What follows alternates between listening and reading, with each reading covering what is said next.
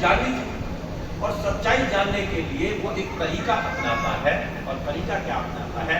वो मागंधीय के पास जाता है और कहता है राजा जाकर, ईरानी अच्छा हुआ सामावती मर गई, जब तक वो जीवित थी मेरी जान को खतरा ही बना हुआ था। किसी ने बहुत भला काम किया, सही में किसी ने मेरी प्राणों की रक्षा की। अगर मुझे पता चल जाए कि उसके पक्ष में किसने आग लगाई थी, तो मैं उसकी झोली भर दूं इनामों, मैं उसे उपहार दूं, मैं उसे सम्मानित दूं, मैं अपने राज्य में उसे अच्छा पद दूंगा। मागंधेय राजा को थाम नहीं पाती और सब कुछ उगल सब बता देती है। इस प्रकार से उसने अपने चाचा के साथी की मदद से उसके कक्ष में आग लगा दी। उज्जैन कहता है कि महाराज ठीक है, गुलाम सबको बहा दिया जाएगा, सबको सम्मानित किया जाएगा, सबको राज्य में स्थान दिया जाएगा। मागंधेय बुला लेते हैं सबको, और जब सब आ जाते हैं तो राजा सबको बंदी बना लेता है, मागंधेय को बंदी बना लेता है, सबको जमीन में आधा बढ़वाकर और सबकी हत्या करता है। जब हत्या होती तो बुद्ध के यहाँ, क्योंकि आनंद प्रवचन करने के लिए आते थे, तो बुद्ध के यहाँ पर भिक्षुओं में चर्चा चलती। चर्चा क्या चलती है? बुद्ध के यहाँ चर्चा चलती है कि भगवान सामावती तो आपकी उपासिका थी, बुद्ध धम्म और संग में श्रद्धा रखती, धम्म में प्रतिष्ठित, तो आखिरकार सामावती की दुर्गति क्यों हुई? सामावती का कितना अंत क्यों हुआ, इतना बुरा अंत क्यों हुआ? तो बुद्ध कहते हैं कि भिक्षु ऐसा ना करो, ऐसा ना करो। इस दुनिया में इंसान आता है, एक ना एक दिन से जाना ही होता है। कोई पहले आता है, कोई पहले जाता है, कोई बाद में आता है तो कोई बाद में जाता है, जाना सबका तय है और सबको एक ना एक दिन जाना ही है। तो ये महत्वपूर्ण बात नहीं है कि किसने कितना लंबा जीवन जिया, महत्वपूर्ण बात यह है किसने कितना अच्छा वो सब आचरण वाला जीवन, धर्म में प्रतिष्ठित भरा हुआ जीवन जिया। इसलिए तुम ऐसा ना कहो सामावती का जो मेहनत है, धर्म के प्रति जो उसकी श्रद्धा थी, वो बेकार नहीं गई, वो व्यर्थ नहीं गई। सामावती जो धर्म में प्रतिष्ठित हो गई, जो स्पर्धागामी और उसकी जो सहेलियां थी, जो दासियां थी, वो सभी श्रोतापन्न थी और इसलिए उन्होंने जीवित रहते ही देवत्व को प्राप्त कर लिया था। और जो देवत्व को प्राप्त हो जाते हैं वो मरने के बाद भी कभी दुखों का भोग नहीं करते, वो जीवित रहते हुए दुखों का भोग नहीं करते और मरने बाद भी दुखों का भोग नहीं करते। इसलिए भिक्षु कि ध्यान रखना इस बात का कि मागंधेय की भी मौत हुई, लेकिन मागंधेय जीते जी भी षड्यंत्रकारी बनी रही और उसके अंदर जहर निकलता। धर्म के प्रति ना तो उसकी श्रद्धा थी और ना ही धर्म में कोई उसकी रुचि थी, लेकिन सामावती जो धर्म में प्रतिष्ठित थी, धर्म के प्रति श्रद्धा थी, इसलिए सामावती मरने के बाद भी सुख को प्राप्त हुई। और मागंधेय जिसने जीते जी अपने मन में कलेश भुगता, अपने मन में दुख भुगता और मरने के बाद भी वह दुखों को प्राप्त हुई। इसलिए दुखों दुनिया में जो इंसान धर्म में प्रतिष्ठित होता है वो जीते जी भी सुख को प्राप्त करता है और मरने के बाद भी सुखों का अंत नहीं होता। और जो व्यक्ति धर्म के कार्य में आलस्य करता है, धर्म के कार्य में रुचि नहीं लेता है, धर्म के अनुसार आचरण नहीं करता है, वह वर्तमान में भी दुखी रहता है और उसके जीवन से कभी दुखों का अंत नहीं होता। इसलिए भगवान बुद्ध इस बात को समझाते हुए कहते हैं कि धर्म के कार्यों में कभी आलस्य नहीं करना चाहिए। कई बार ऐसा होता होगा आपके साथ कि आपको पता चला कि 10 दिवसीय कथा चल रही है, आपको आना ही था, तो पता नहीं दोपहर को घर पर मेहमान आ गए। घर पर मेहमान आए तो बुद्ध ऐसे जो अनचाहे या किसी कारण से कोई मेहमान आ भी जाता है तो बुद्ध धर्म के अनुसार उसे मार्ग के रूप में देखते हैं, यानी जो अवरोध धर्म में रुकावट पैदा करता है उसको मार्ग कहा जाता है। लेकिन इस मार्ग को आप पार भी कर सकते थे। कैसे कर सकते थे कि अच्छा हुआ आप आ गए, जल्दी से जल्दी उन्हें भोजन पान जलपान कराएं, उन्हें तरोताजा होने दें और समय आने पर उन्हें भी अपने साथ कथा में लेकर, क्योंकि आप तो सुन ही रहे, लेकिन आपके कारण आपके मेहमान आपके घर पर आए हुए हैं, वह भी धर्म को सुनते हैं, धर्म पर चिंतन मनन करते हैं, धर्म के अनुसार आचरण करते हैं, तो वह भी धर्म में प्रतिष्ठित है। और वो जो मेहमान आपके घर पर आया है, आप उसके लिए फूल का काम करते हैं, और जब वो धर्म को सुनने के बाद अपने गांव, अपने नगर, अपने स्थान पर जाता है, अपने घर पर जाता है, वो वहां के लोगों के लिए फूल का काम करता है, और जब फूल का काम करता है उस एक व्यक्ति के द्वारा धर्म की धारा उसके वहां पर भी गूंजने लगती है। अब ये हमारे ऊपर निर्भर है। अगर हम आलसी हैं तो अक्सर टालने की तरफ, कोई बात नहीं, कल चलेंगे, परसों चलेंगे, बाद में चलेंगे, या 2 तारीख को चलेंगे। कुछ लोगों ने तो मन में पहले ठान रखा हुआ 2 को ही चलेंगे, 2 को दावत खाने वाले दिन चलेंगे, अब क्या करते हैं, इसलिए लास्ट प्रोग्राम वाले दिन फिर भी ठीक ठाक हो गई है। खैर, सब लोग खाने के लिए नहीं आते, लेकिन कुछ लोग तो होते ही हैं। इसलिए उपासक और उपासिकाओं, भगवान बुद्ध कहते हैं कि धम्म के अंदर कभी आलस नहीं करनी चाहिए। धम्म को फैलाने के लिए, धम्म को स्वीकार करने के लिए, धम्म को अपने जीवन का अंग बनाने के लिए जितनी तत्परता कर सकते हो उतनी तत्परता करनी ही चाहिए। इसलिए मैं बार बार इस बात को कहता हूं, उत्तर भारत के जो लोग हैं, जिन्होंने बुद्ध को जाना है, जिन्होंने धम्म को जाना है, जिन्होंने संघ को जाना है, वो परम पूजनीय बोधिसत्व बाबा साहब डॉक्टर भीमराव अम्बेडकर के कारण है। तो हम सब उन बाबा साहब के ऋणी हैं।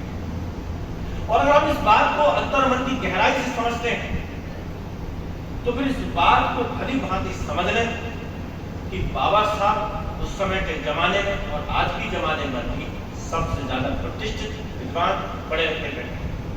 अरे जब इतने बड़े विद्वान, जब इतने प्रतिष्ठित व्यक्ति ने जब ये कह दिया, हमें समझाते हुए, किस देश के अंदर स्थापित सड़ी गड़ी व्यवस्था को त्याग कर बुद्ध के अनुभव धर्म को स्वीकार कर लेना, इसी में तुम्हारी सुरक्षा और रक्षा छिपी हुई।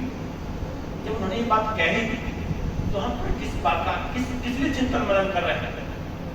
क्यों हमारे मन से संदेह समाप्त नहीं हो रहा?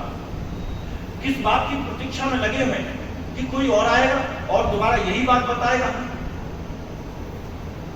ये हमारा आलस्य है, ये हमारी कमजोरी है। मैं ये कहूंगा ये हमारी कायरता।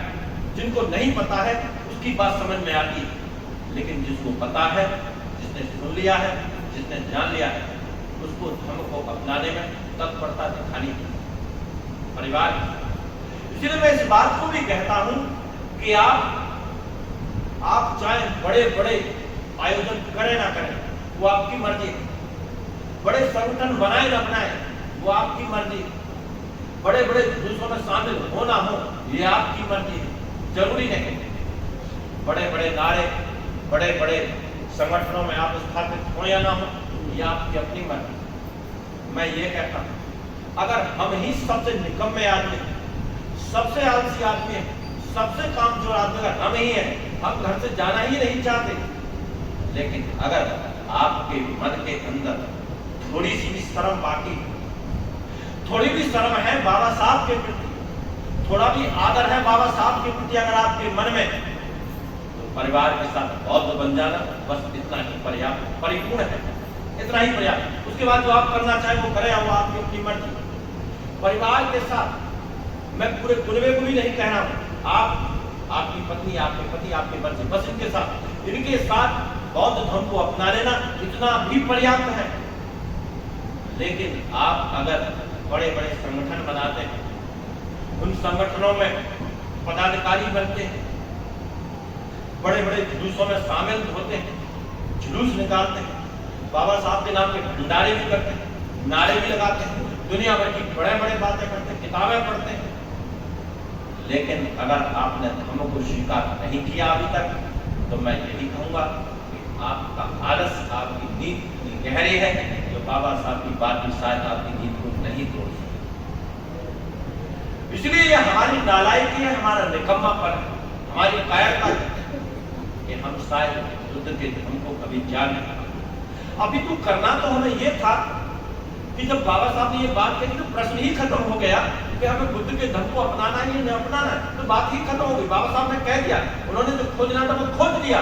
हम तो अब इससे आगे बढ़ना है कि बाबा साहब जो कह रहे थे कि बुद्ध के धर्म को अपनाने में ही आपके जीवन की सुरक्षा और रक्षा और तरक्की छिपी हुई है। तो हमें तो इन मूल्यों को गहराई से समझना था कि बुद्ध की धर्म को अपनाने में कैसे तो हमारी सुरक्षा रक्षा छुपी हुई है और कैसे हमारी तरक्की छुपी हुई है, इस पर हमें काम करना है।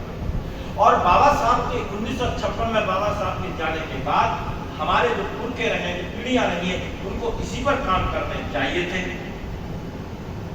लेकिन एक राजनीतिक भूचाल हमारे बीच में आया और राजनीतिक भूचाल ने बहुत कुछ ठीक नहीं किया, लेकिन धर्म को हानि बहुत ज्यादा पहुंचाई।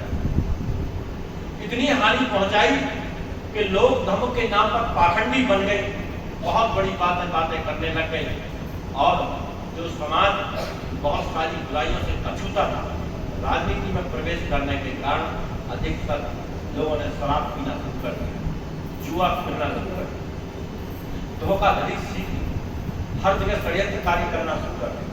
यही कारण है उपासक और उपासिकाओं के आज भी भारत के अंदर बहुजनों के जो अधिकतर संगठन पाए जाते हैं, सब नहीं कह रहा हूं, अधिकतर जो पाए जाते हैं उसमें आज भी मारा मारी लगी।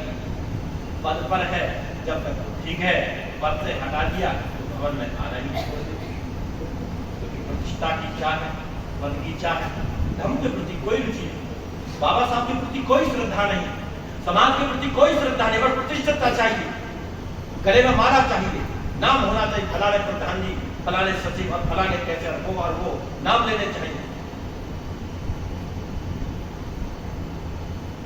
तो जो बाबा साहब ने बात कही और बुद्ध जो सूत्र में कह रहे हैं कि आलस तोड़ो, अपनी नींद कब तोड़ो?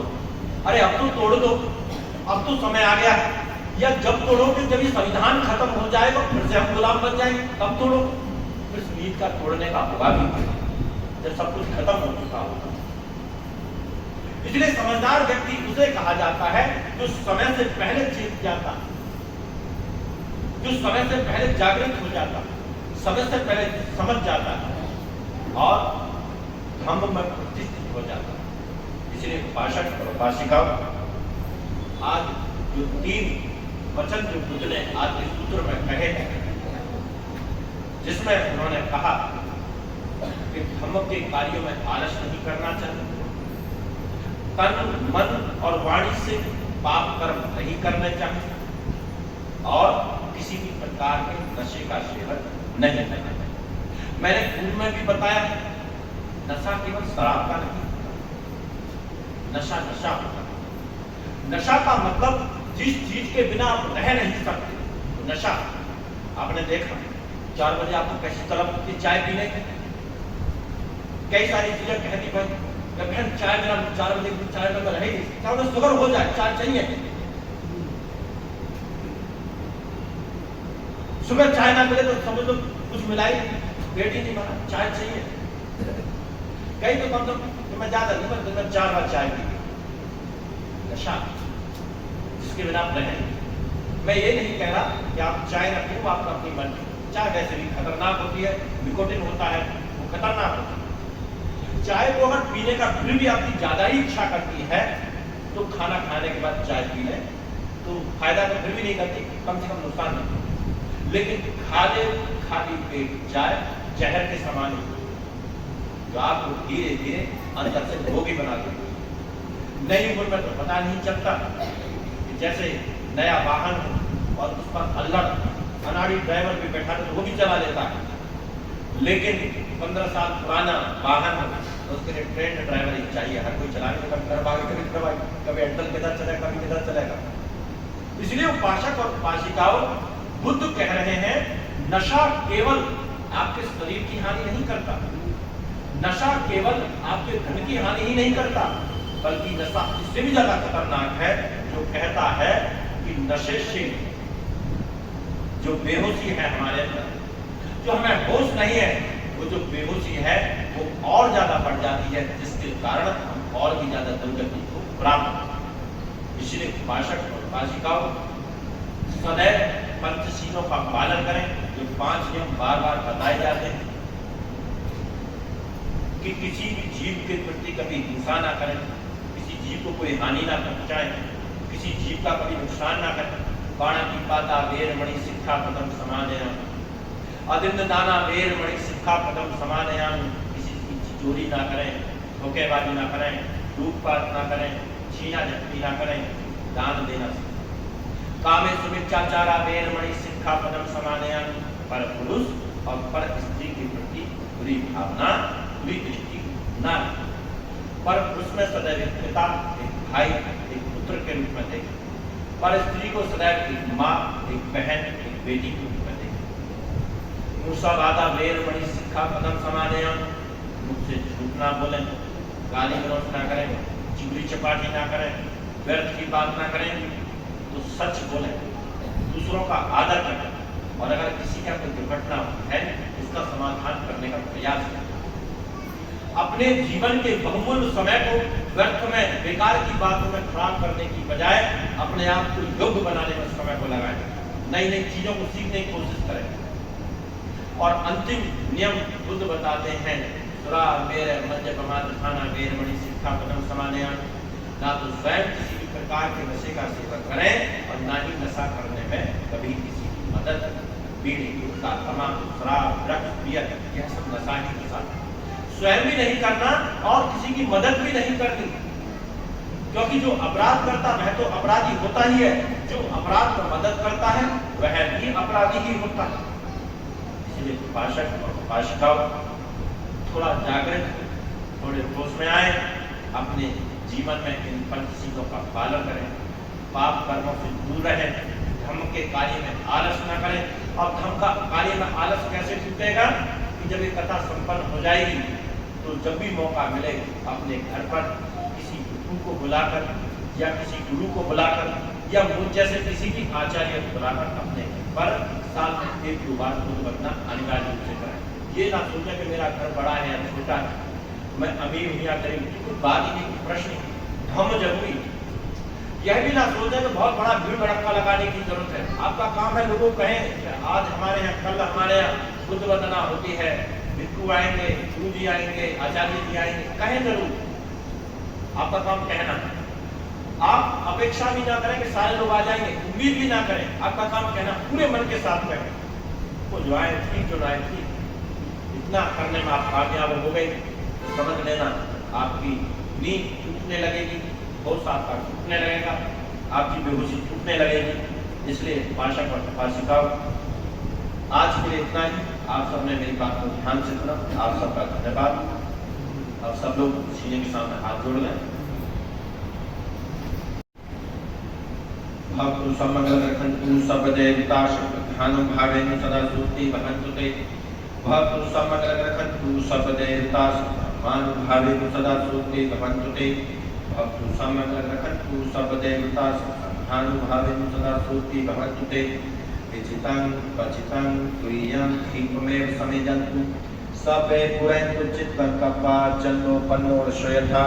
आयुर्लोक संपत्ति सब संपत्ति मेव च तदोनिपान संपत्ति इमेनाते समेजन्तु। आपका सभी प्रकार से लाभ, बुद्ध धर्म और संघ के प्रताप से सदैव आपका कल्याण। सभी बुद्ध, सभी गौतम, सभी अरहत सदैव आपकी रक्षा करें। आपके मन की इच्छित व प्राथमिक वस्तुएं आपको शीघ्र ही प्राप्त। आपके मन के सभी संकल्प पूर्णिमा की चांद की तरह हो। आप आजीवन आरोग्य जीवन जिए, जब तक जीवन जिए आपके जीवन में कोई दुख ना रहे, कोई रोग ना रहे, कोई समस्या ना रहे, कोई कठिनाई ना रहे। इस संसार के अंदर जितनी भी प्रकार की संपत्ति है उन सभी प्रकार की संपत्ति का आपको लाभ हो। बुद्ध धर्म और संघ के इस मार्ग पर चलकर आपको निर्वाण सुख की प्राप्ति, आपकी सुखद मुक्ति, भगवान बुद्ध की करुणा में दृष्टि सदैव आपके ऊपर बनी रहे, ऐसी कामना आपके लिए मैं भगवान बुद्ध की समझ करता हूँ। इसलिए सभी मेरे बात बोलें, साधु साधु साधु। जो घुटनों के बल बैठ सकते हैं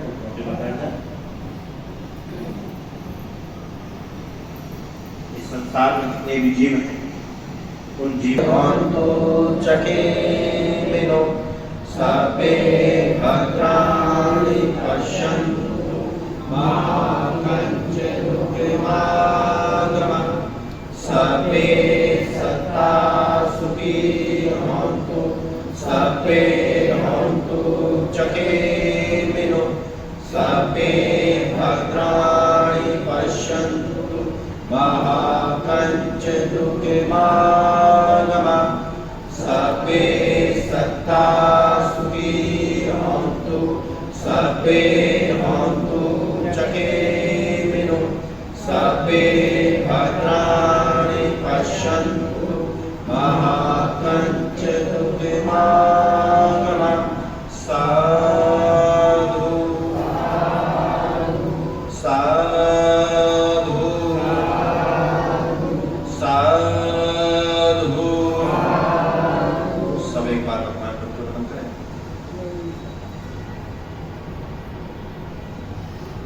सभी सुखी रहे, सभी का पिता, सभी का मंगल, सभी की सुखद प्रगति, सभी सुखी रहे, सभी सुखी रहे, सभी की सुखी रहे। किसी के मन में कोई प्रश्न पूछ सकते हैं तो पश्चात प्रार्थना सभी को।